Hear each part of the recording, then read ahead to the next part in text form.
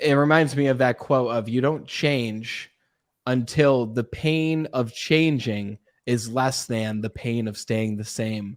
Yeah. And, you realizing your son was going to be gone for a few years, saying to yourself, well, I'm going to work on myself during this time so that I can be a different person for him and for everyone else that I care about. But most importantly, so that you can be a different person for yourself.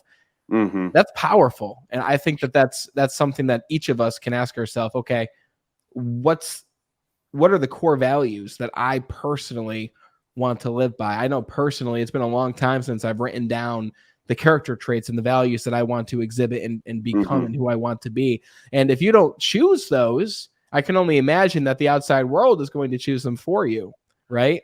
Yeah. Well, you have a core set of values, regardless of whether you are consciously aware of them or not. That's the thing. Awareness is so critical here because 80 to 90% of your life is habits, whether you're aware of them or not. You have a core set of values. You have things, the umbrella habit is discipline. It's doing things with consistency. The reality is you have a very consistent pattern. There are things in which you are remarkably disciplined. But if you wrote down the things that you're remarkably disciplined in, it's how much satisfaction or joy or pride do you take in that list, right? Or is it like, yeah, I am remarkably disciplined at spending X amount of time on social media every day. I'm remarkably Mm. disciplined on spending X amount of time in kind of entertainment versus education, right? So all of these things, remarkably disciplined in how much we exercise, how we eat, how we spend or save money, and how we grow our core character. And so you are consistent, you are disciplined. It's just becoming aware of, am I consistent and disciplined in the things that matter and make a difference? Why did you focus on one character trait at a time? And how did you know that that was important to start with one? Yeah, there's also learning and research that indicates that if I mean, and you know this, when you say focus on something, you can really only focus on one thing. We try to pretend like we can focus on a lot of different things or that we can kind of multitask, but you can't really.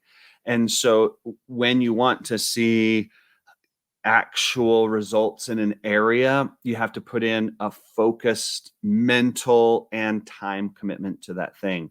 And so for me, trying to focus on, if you took Benjamin Franklin's list, 13 things, it's not possible to focus on 13 things at a time. And even if you tried, you wouldn't see significant improvement in any one area.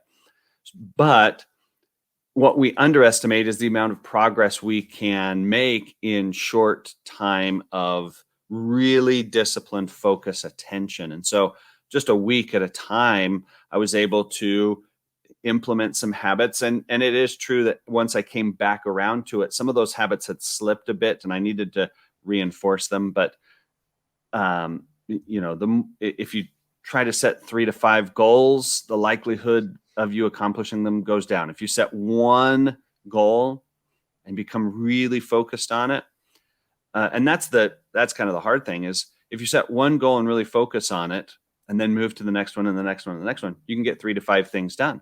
If you Yeah. try to focus on 3 to 5 things all at once, you won't get any of them done.